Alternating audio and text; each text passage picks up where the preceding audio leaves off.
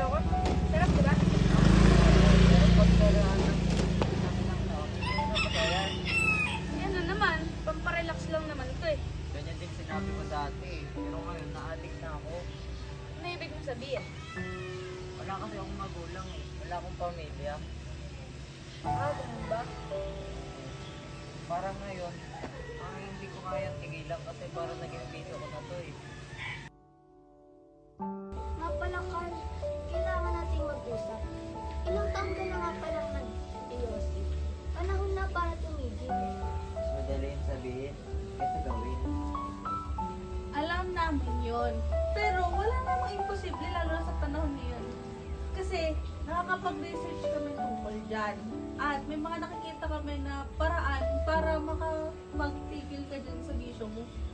Oo nga. Hindi mo kailangan gawin ito mag-isa. Nandito kami, oh. Susuportahan ka sa amin. Pero bakit? Bakit kayo nagmamalasakit? Kasi nga, kaibigan ka namin, Carl. Hindi mo kailangang sirain ang sarili mo dahil lang sa pakiramdam mo wala kang pamilya. Di mo kasalanan ng wala kang magulang. Nandito kami mga taong nagmamahal sa at nagmamahal sa sa'yo kahit hindi mo kami kadugo.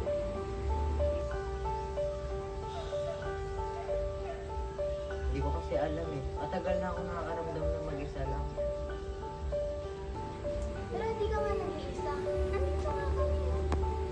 Gusto namin makita kang gumanda ang buhay mo. Gusto kong minto, pero paano ba sisimulan? Carl, hindi lang ako doktor mo. Hindi ako rin ako.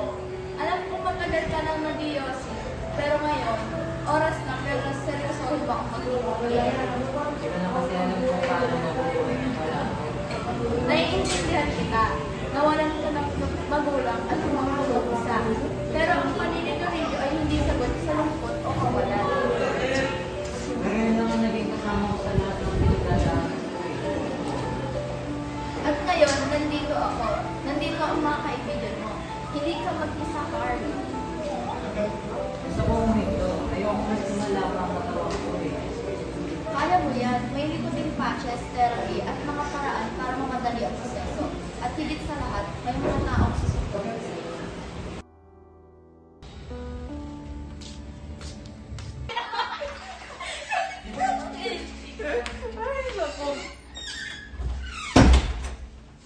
Uy, Carl! Kamusta ka? Natatakot, pero handa na ata ako. Yan ang maganda. Lagi na siya ka magsimula. Tsaka hindi ka naman nag-iisa